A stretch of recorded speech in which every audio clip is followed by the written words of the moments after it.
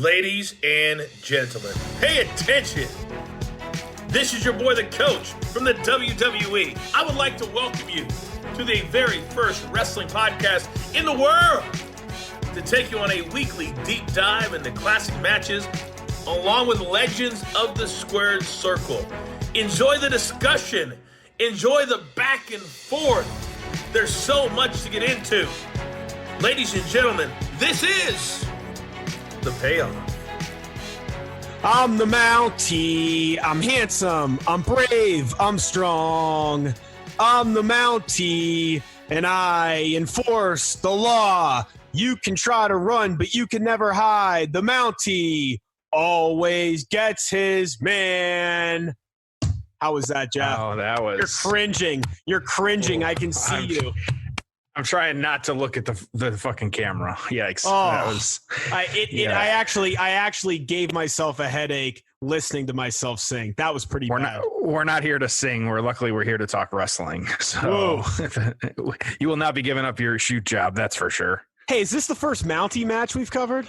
This is both the first Mountie match and the first Big Boss Man match that we've covered. And so this is a day of firsts for us. This is exciting. Good. I'm pumped. This is a fun one.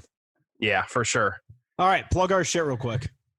So, of course, as everybody, well, you didn't ask me how I'm doing, man. You know, I kind of feel upset. Like every week you ask me, and now, you know, and so so this is going to be a crazy day, but that's okay. But it's a Monday. It's a Monday. That's my excuse. It's a late night. Yeah. On a Monday. Jeff, how the hell are you doing? Man, it's rainy. I told you, but you know what? I'm doing good. Hard times with the boss man, but I'm looking forward to this one, so it should be good. So, and everybody knows we're at Payoff Pod, Twitter, Instagram, Facebook. We like seeing that engagement. We're gonna hit you guys up. We like hearing your guys' opinions on some of this stuff, whether good or bad, whatever it might be. And so, definitely drop a line, especially if you got some additional insight. We always appreciate seeing that too. It's always great to see some fans drop some extra knowledge on us. So, feel free. We'll always kind of like and reshare that stuff. So, at Payoff Pod, you know where to find us, and then of course, you know, wherever you listen to us, give us those 5 stars, leave us that positive review. We love that stuff. And so we know how it works around here. We got the 3 parts. Tom, what are you thinking? How come this was a match of choice this week? Well, we're in Summerslam season, as we like to say here at the Payoff. So We were going to cover something Summerslam, and you and I don't even know, I think we were just texting about it, but we were both kind of laughing and talking about this match. This is certainly one of the infamous matches that we like to cover. Spoiler alert, Meltzer did not give this 5 stars, but guess what? It was, let's see, what's my math here? 9, 20, so it's like almost, this is 29 years ago, okay? And we still remember this match, and it was just a fun moment. So, you know, sometimes in wrestling, it's not about the flips and the technical aspects of the match. Sometimes the memories and the moments are just the fun parts of these shows. So I'm pumped to cover this. I have no idea if this is somehow going to be better than I remember, or probably more than likely worse than I remember. I just remember it being awesome and different, and like I popped for it big time. So I'm hoping it's as cool as I remember it, but who knows? What about you? Yeah, like I've said before, this was one of the first tapes I ever had. And so I'm used to, you know, this was one that I would watch continuously. And luckily, this was not a bad show for a first tape. It was, you know, Summerslam and Survivor Series 91. And so not the worst things to be able to have to watch and things like that. I remember too, like for whatever reason, like, and I've got some weird wrestlers that I mark out over. Bossman's one of them. Like, you know, I revealed last week I'm a Bulldog mark. Like this week I was a Bossman mark. Like for whatever reason, like I like the guy. So I'm looking forward to talk about this one. And this is just I won't say this is on our worst of list, but it's definitely, like you said, not going to win any awards for what it is. But it's got some cool pieces to it. So, hey, why not give it a go? All right. So with that, it's time for the build. Oh, it's time for the build.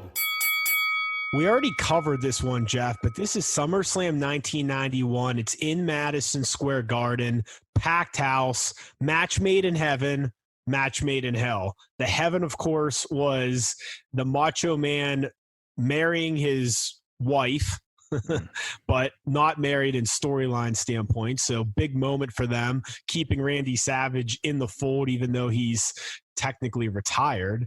And then the match made in hell, which was Hogan and Warrior defeating Sergeant Slaughter and his two, I guess, kind of managers, entourage at the time, Colonel Mustafa and General Adnan.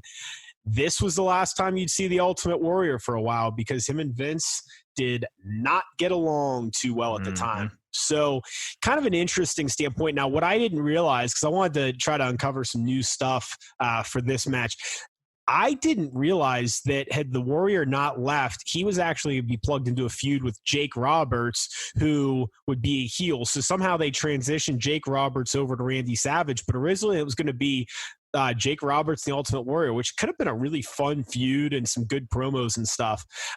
Obviously, at this time, we know Ric Flair is headed in. Jeff, I started thinking about it. And, there was some definite highs for the Ric Flair, year and a half run. But I don't know.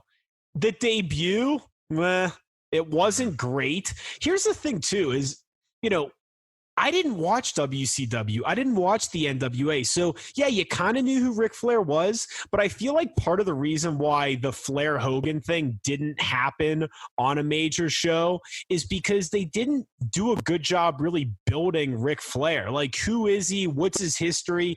I think they should have brought him in. They still could have done the Real World's Champion thing and him coming in with the big gold belt, but I just wish they would have built him up. And I know they probably don't have a lot of footage they could have used, but if they could have found some pictures or talked about some of his legendary matches and how this guy, was the Hulk Hogan of the South or however you wanted to position him, I feel like you could have brought him in as a really big star. But instead it was like, okay, there's this guy in a robe that's walking around with a belt that's not his. And he used to be in WCW, which I thought of WCW is kind of the minor league. So just, again, 30 years later, nitpicking here, but I just didn't think they brought Flair in really well.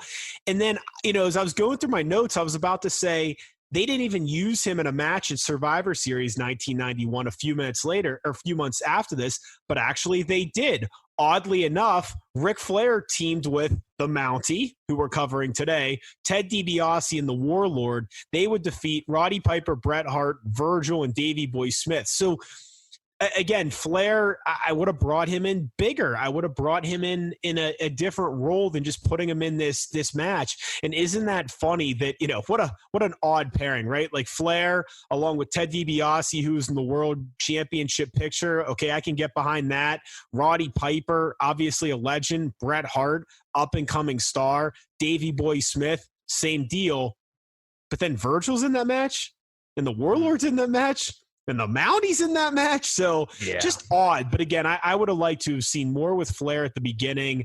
At one point Keller was speculating, could they be building towards Hogan Flair at Survivor Series 1991? Obviously we didn't get that. Instead we get the weird, goofy Undertaker thing where he loses that shitty tombstone on the chair. Then a couple days later, the Tuesday in Texas, he gets the title back. Again, some fantasy booking here. Would have been nice to see the Flair match at some point. Hell, maybe you even try to have Flair get the title off Hogan by cheating. Then Hogan somehow challenges him at WrestleMania in the rematch. I don't know. Anyways, just wanted to cover that because that was happening around the same time. And that's it, man. Because again, we did cover this show. We both really liked this show. Obviously, go back in the archives from just a few weeks ago, that Bret Hart Mr. Perfect match. I don't know about you, but just reflecting back on that episode, that was a really, really good match, especially for this era. So that's all I have. Anything you want to add, or you want to get into the storyline? I'll just say, like your point about the card, it was almost a sleeper card, because it did have some big wins on it as well too. Of kind of seeing that it was probably the biggest win of his career when Virgil, beat the $1 Million Man type thing. So, and the place went nuts for that. Yeah, and so just it is just kind of a fun one to go back and with everything kind of happening. So if you're ready for it, I am. Let's do it. So this one, you've got of course, the Big Boss Man and the Mountie. Big Boss Man, his actual first he beat Coco Beware. It was the first SummerSlam 1988, excuse me. But then the Boss Man really got into his first big feud. It was actually with Hulk Hogan. And so they obviously saw something in this guy, or Hulk saw something in him, that right out of the gate, he was kind of, feuding with Hogan. But then also you add to Randy Savage to the mix as well too. And so you've got the Mega Powers, and then actually you had Boss Man and Akeem, gang, like the Twin Towers. And so you've got really these two teams going at it with each other, which was kind of interesting. And so, and they played kind of a little bit of a role in the WrestleMania 5 and Savage turning on Hogan. And so just, little pieces to this where Boss Man was involved in some pretty big storylines. So now I had kind of forgotten too, and I think we've talked about it maybe once, or maybe not to this point, but Big Boss Man actually was feuding with the Heenan family, and I had forgotten there was kind of just a heel stable that Bobby Heenan kind of ran and was a part of. And so some of the names of people that were in it, you had the Barbarian, you had Demolition, Mr. Perfect, Rick Rude. So big names again. And of course, Bobby Heenan makes sense. We talk about him here as being just one of the greatest ever at what he did. And so Boss Man actually had a lot of different matches against these different members of the Heenan family in 1991. And so he had the Barbarian at Royal Rumble 91. He had Mr. Perfect at WrestleMania 7 for, the Intercontinental Championship. And so he won that one, but it was DQ, so he didn't get the belt. So, I would say wrestling some big matches at this time against some big name people. And so kind of interesting. So of course you had Ray Rougeau, Dark Side of Wrestling, always good to see him in some of those episodes. He's seen some shit. You just know he has. He had actually retired in early 1990, but then came back as the Mountie, aligning himself with the Mouth of the South, Jimmy Hart.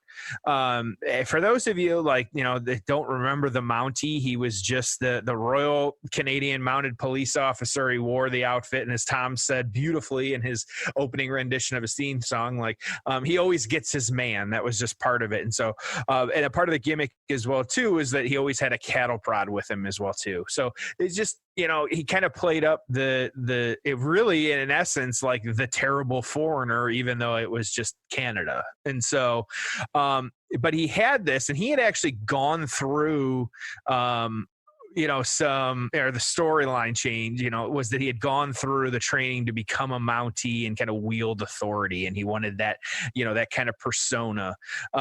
Interesting. When I was doing my research, he actually wasn't able to fully be the Mountie when he was actually in Canada, and because of the legalities and certain kind of lawsuits and thing, or litigation, he wore part of the outfit. He would have the hat, or he didn't wear the hat or the jacket, but he would have the big black boots, and he would actually come out as Ray Rougeau. And so kind of interesting that, if you were growing up in Canada, when he came back, you knew the name, the Rougeau name, but he was not the Mountie when you would see him. And so he had a red shirt, things like that, black pants, but that was it. So he actually made his in-ring debut as the Mountie. It was early that year, January 1991, beating Coco Beware. Also on this card today, it was actually, it was his pay-per-view debut.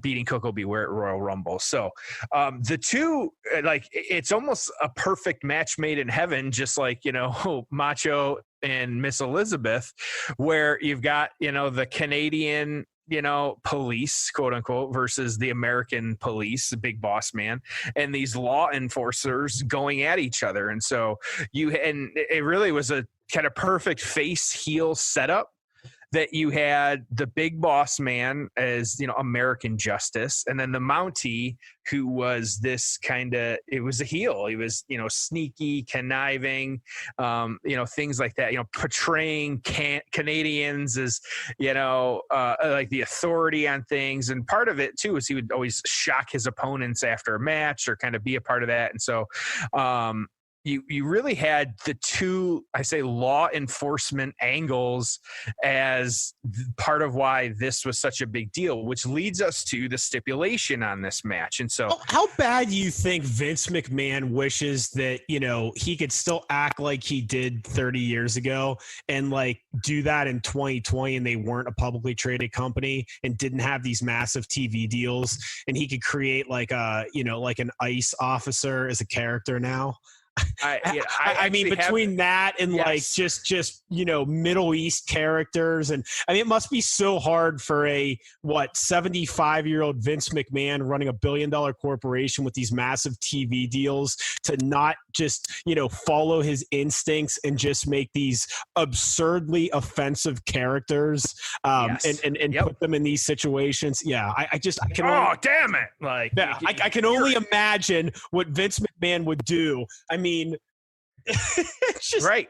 Just to give him free reign, it just, and then you got sponsors to worry about and all this other stuff, and then social media. Yeah, I have we can talk more about this during the match. It's a short one, but I have that bullet point. So, but the stipulation on this one that unfortunately I say unfortunately, but we have not seen since. We definitely could not do it nowadays, but it was a jailhouse match. It was the loser had to spend a night in jail. And so only on, scripted TV could you get something like this, and it would be okay and not be a big deal, especially back then. You figure like Cops was at the peak of its appeal, and, he had some of these shows long before live PD was a thing. But this was, it was what the fans wanted. And so as crazy as the stipulation it is, that was the stipulation that we get for this match. And so you've got the law fighting the law in a jailhouse match. I guess, what more could you ask for from a wrestling storyline? Makes perfect sense to me. You know what? At the end of the day, it makes a lot more sense than some other stories we've seen. And so why not get into it? That's right. I love it. So if you want to watch this along with us, SummerSlam 1991, it's the 1 hour and 15 minute mark. Again, SummerSlam 1991, the 1 hour, 15 minute mark, jailhouse match, Mountie and Big Bossman. Jeff, are you ready? Oh man, I am ready. All right. It's time for the payoff. Ho! It's time for the payoff. All right, here we are. So this is Bossman. Look at Bossman, man. He's ready to go. This is your boy. He's bouncing. Like, I always remember that was part of. He's got the cattle. Mountie holding the cattle prod. I always remember that being like part of the appeal of the boss. But he's this big dude, like, and he's moving around. He's making moves. It was good. All right, so I want you to guess what Bossman's height and weight was at this time. If I had to guess, God, he's probably 6'4", and that, he could be 6'5", 6'4", 6'5", and dude's probably 250, I'd guess. 6'7", 330. Good Lord. And even if they rounded up like pro wrestling work, all right, he was still 6'5" and 320, right? I mean, he's a big freaking boy. I never paid attention. Look at the way he moves around. And he's not that much taller than Rougeau either. And so, the Mountie, he's the Mountie at this point. So this is one of those where, yeah, absolutely. I didn't realize that he is towering over. Okay. So good point. Just a straight punch there. That was a good move. Loser has to spend the night in jail. Yes. And so which brings me to my kind of the point that I was thinking of what Bossman was involved, and I don't know if you remember this match. It was Unforgiven 1999. He probably had one of the worst gimmick matches ever. Oh, wait. Are you talking about the Kennel and a Kel match? Or Kennel from Hell match. Kennel from Hell match. And that's when we will, for all you listening, we will put this on our short list of eventual terrible matches to cover when we have a down week. I asked Al Snow. He said he'd come on and talk about it. See, he was at StarCast. I asked him. Starcade, yeah, StarCast. Yeah, StarCast. I asked him at StarCast. I explained the concept of the podcast. I said, yeah, so we'd have you on talk about that match. He started laughing. He's like, yeah, no problem. So yeah, we'll have him on. All right. So that's our goal here. We'll bring that one to you guys. So, but that would, but what, and you know, I am a giant mark for the Inferno match, but is there a gimmick that with everything that's happening in the world right now that they need to bring back? A previous gimmick match that they need to bring back? Yes. Is there something that you wish, like, you know, or we just don't see a whole lot of? Like, there's only been like 4 or 5 Inferno matches ever. And Jeff, there's 18 hours of live programming a week. There's not anything that we don't see too much of these days. Okay, that's fair. Okay, I can't even think of anything. What don't we get too much of right now? Right, and you have something for me? Well, that's the thing. I don't. And so because a lot of it, we're getting them. I mean, because even some of the ones that we haven't seen, we don't want, because do I want a Punjabi prison match again? No. We get everything. We get that. Oh boy. And now we get a men's version and a women's version of it. So we got 2 Money in the Bank matches and 2 Royal Rumbles and 2 of everything. And do you remember, like, because we don't see them anymore, and I get it, but like there's no more First Blood matches. Like, you know, that's not a thing, because then if you accidentally cut somebody open too, and it's not a blade job, like, you know, then you got to deal with that as well too. And so how good is Jimmy Hart's outfit? Wait till the next time they show him. Just the white suit airbrushed. Always fantastic. Jimmy Hart is, reminiscent of Rick Rude and Velveteen Dream and some of those guys that always do that stuff. And so, fantastic. So you got the Mountie now getting the upper hand. Jimmy Hart just shouting into the camera, doing his thing. 29 years ago, Jimmy Hart looks the exact same as he did when we saw him a few months ago. And he's still running the conference circuit. He's still out there doing his thing. Like, just fantastic. So this is one too, like, you know, so to your point, you know, before we got into this match of, like, you know, the gimmick that Vince wishes he could do. Well, there's nothing we can think of. You know, he's got a list of things that, like, if he just had a week, he could do it. You know, and I've been a big proponent. We've got we've talked about it before, but like the Cyber Sunday, or just like kind of doing the virtual, like, why they're not doing that right now makes that's a good idea. 0 sense, right? I got a couple every once in a while between the Legends belt and the what was it, the Survivor Series with Legends and kind of current stars.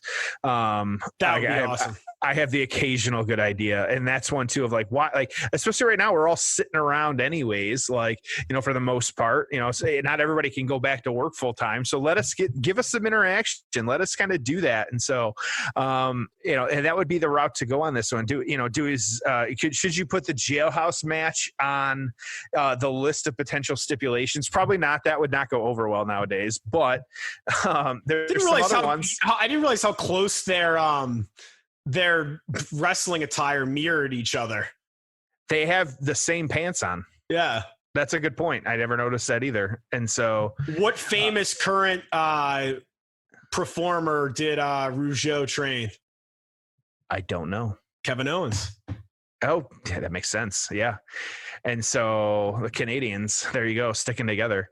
So, and this is one too, speaking to the, if you had a service profession job in the 90s, you could get a job in WWE. Like, you know, occupational gimmick era. Yeah, between being a clown or obviously a member of law enforcement, garbage collector, tax hockey collector, player, hog farmer. You name it, like, Repo Man. Yeah, of course. Who didn't love the Repo Man? Of course. So, but all those, What was the biggest win of Jacques Rougeau's career? Biggest win he had? I don't know. And I knew this and I forgot about it. I need to go back and watch it. And this was just a house show. I don't think it was an actual, it wasn't on TV or anything, but he organized a house show in Montreal and he beat Hollywood Hulk Hogan in 1997. Really? Yeah. There was a little controversy over like how it happened, and I need to go back and watch the highlight of that. I mean, it must have been ridiculous. I did not know that one. Oh yeah. And so this match, I will say overall, this match itself, not like we said, definitely not a 5-star. You know, but the guys are giving it a go. Like, you know, why not? I definitely. You know, it's interesting kind of seeing them go at it though. again, the gimmick just makes sense right now. Bossman, man, he's moving. Like I'm telling you, the guy, and he did. I mean, so this was 91. Yeah, from like 88 through 91 during this run, he was just Mountie going for a pile driver. Not happening. Something. Yeah, definitely not happening. Not happening. But he's doing the work though for it. Like that's okay. Oh, he got him up. Oh. Sit out pile. Oh wow, that was a good crazy sell from the ball. 6'7", 330, taking a pile driver. That was we did not expect that. You and I both proof that we do not watch these matches ahead of time. That was probably not the safest thing to be attempting there. That was again like big guys. So do you have it handy, or can you what is Rougeau's stats? Like how big of a dude is he? I'll pull it up. I'll pull it up. Because if you got like you said, even if you take an inch or two off of Bossman, he's still 6'5". So, here we go. You got Jimmy Hart distracting on the apron, the Mountie going for the cattle prod, and he misses.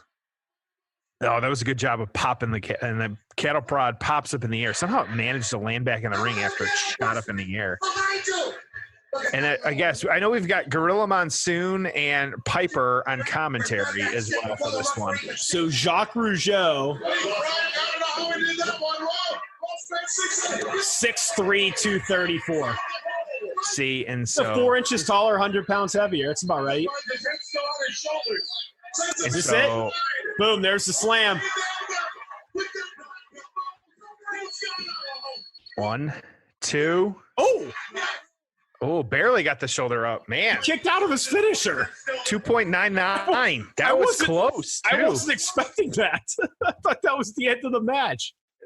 This match has been good. It's given us some. We had the sit out power or pile or pile driver, and then now that, yeah. Wow. Mountie, Law and Order. He's been telling you. You don't know he's smarter than the boss man. So how about this? You'll never guess the Big Boss Man's final match. Final match? I know he was probably in that all black attire, but I don't know. Oh, here comes the giant. Oh, I remember this. Oh. Boom. Got it. There it is. The crowd. Big pop. Jimmy Hart trying to. What was his final match? I do not remember. His final match, so he was down. This is after his run in that all-black gear. And let's keep this on for a minute. Let's talk about what happens after this. Yes, that's fine, because this is important. Yep. Yeah, it's very important. So he was down in Ohio Valley Wrestling doing some training, okay? He wrestled one match, and he teamed with John Cena and Charlie Haas, and they defeated Lance Cade, Rene Dupree, and Sean O'Hare. So his final match, November 6, 2002, was in Ohio Valley Wrestling, and John Cena was on his team. Pretty crazy. That is interesting little stat there, huh? Who would have thunk? Yeah. I know. Especially with the OVW, yeah, for sure. So he's taking him back here. So, yeah, this is rare for us to keep the match going on this one, but the post-promo, what's happening here. So the Mountie is handcuffed and is being dragged by the boss man and two, quote, police officers through the back of, where are we at? Where did this one Madison Square Garden. In MSG. Yes, dragging him through the back of Madison Square Garden to be thrown into jail, which is just, and again, and you'll see a lot of the reviews where this is the best part of this match was when he's dragging him out. I mean, he was such a good heel. And to this day, yes, I still remember Piper screaming about them putting them in the police van. That cop has been laughing the whole time too. It's been a while since I've noticed that. Kicking and screaming in the back of this giant old school police van. Yikes, that's something else. As they drive away. Yep. And there you go. That's funny stuff. So we got a little bit more to this promo. We can talk a little bit more about it, but we ready for the aftermath? Get into it? Yeah, let's get right into the aftermath. Ho! It's time for the aftermath. All right, what'd you think? That was, that's just funny. It was good. It was good. It was a good, entertaining match. It was more about the storyline. Yes. Really good finish. Mountie kicks out of the finisher. It was fun. I was sports entertained. It's been a while since I've said it, and that was one of those where I get people are decisive on some of this stuff sometimes, but that is one match where I was absolutely, and with everything that's happening after, I was sports entertained. You can't beat it. So, well, exactly, and you have to keep things in perspective too. That, like, think about this show. You had this massive main event. You had this wedding. You had the Ted DiBiase stuff. Okay. Perfect and Brett. So it fit really, really well on this show. It was perfect for what it was. Yes, absolutely. So, but it doesn't matter what I think. It doesn't matter what you think. Tell us. That's right. Tell us what we were told to think. So this is one. So kind of how this played out after the fact. This was the only jailhouse match that ever occurred in the WWE. You had the Bossman. He ended up feuding with IRS for a little while. He also, in this kind of last push that he had, it was actually like the latter half of 92. He had a nightstick on a pole match, but then he also wrestled, he was really treated as enhancement talent, but he wrestled Razor Ramon. He wrestled Bam Bam Bigelow, Yokozuna, like all these other people. And so, and then his last pay-per-view match of like this run, it was in the 93 Royal Rumble when he lost to Bam Bam Bigelow. So the Mountie, on the other hand, and I vividly remember, as I've talked about it, that Survivor Series went on to team up with, it was Ric Flair, Ted DiBiase, and the Warlord, and they beat Roddy Piper, Bret Hart, Virgil, and Davey Boy Smith. So that was their Survivor Series team. And so you kind of get that, but the Mountie, and I had forgotten this, I say, one of his biggest achievements, he actually beat Bret Hart for the Intercontinental Championship in 1992. And I had forgotten that had happened because he had only held it for 2 days when he then lost it to Roddy Piper. And so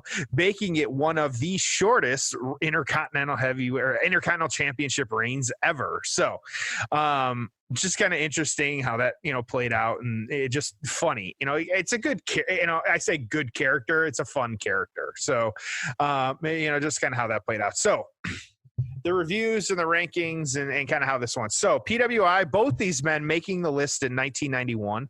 You had the Mountie at number 77, Ray Rougeau, a little further down the list, but that's okay. And then you also had the Big Boss Man falling at number 25. So top 25, you can't argue with that. And so that's pretty good. And so this man definitely not on the best of kind of list on this one. But the different kind of write-ups and kind of things that were kind of said at this point. So Big Boss Man pinned the Mountie in the loser goes to jail match. Either it was hard following the previous match because of the crowd was popped out, or people really didn't care. Not only did this match have no crowd reaction, but the crowd was swarming to the concession stands during it, which I did not see that, nor did the pop at the end prove that fact. Still, the work was okay. Boss Man won with a frontward power slam. The real heat was them cuffing Mountie, dragging him to a police car, and hauling him to, quote, jail. The match didn't get much reaction, but the throwing Mountie in the paddy wagon shown on the scoreboard screen of to those of us live got a pop. 1.5 stars. This is probably one of the lowest stars that we've ever seen in this one. So one other kind of little write-up that I found, the loser gets arrested and sent to jail. Even though as a corrections officer, Bossman doesn't hold the power to arrest anyone. Bossman came out firing. He looks great and was quite agile for his size. He nailed a spine buster, but a Jimmy Hart distraction turned the tide. Mountie whipped Bossman across the ring, and then Mountie surprisingly kicked out of the Bossman slam but fell to an Alabama slam. Decent fun. So you've got 1.5 stars. Decent fun. I think, even though for me, like, I'm gonna give this one a 6.5. So, I'm gonna give it a 7 because while yes, it does not have, and we have said it, and this is proven, it does not have to be a 5-star match for us to have fun. And this has just been one that, like, and we cover a lot of technical matches and, a lot of big matches. Like, this was a low card match, mid card match of just like, it was a gimmick match. It was fun. So I'm going to go with a 7. Wow. What do you got? I'm hype. I don't have a 7. I can tell you that. Go for it, man. Okay, so it was fun. Match was solid. Crowd got into it at the end. Really fun moment. I was absolutely sports entertained. But I, out of respect for some of the great matches we've seen in our year plus of doing the payoff, I can't in good conscience give it a 7 or above. So I've got this at a 5.5. It was good. I enjoyed it. It was fun. But I can't be throwing around 7s for everything we cover. And I've got nostalgia glasses on. I'll admit to that, and so that's fine. But this is one. Yeah, I was sports entertained. So what more could you ask for? You know, I had no idea until I saw the enthusiasm in your voice and in your eyes. Yeah. How much I never would have thought that. For me, what is Hulk Hogan? For you, is the Big Boss Man. Sometimes, man. You never know. And that's all we can ask for is just some, when wrestling's bad, it's fucking terrible. But when it's great, it's fucking good. So, let's rock and roll. So I'm hyped for this one. You can tell, I'm glad we covered this one because it was fun. So that's all we got. That was a quick one this week. It was fun though, of course, good match. Like we said at the top, at Payoff Pod, you know where to find us. And so, Tom, hopefully no hard times trying to find a good way to send us home here. What do you got, buddy? It was just a great edition, our Law and Order edition of the Payoff, man. We got I think my biggest takeaway from this episode is what would Vince McMahon do if he could just continue to create these absurd characters with no stockholders or TV networks to answer to. So, all right, great episode. This was fun. As always, thank you everyone for joining us on The Payoff.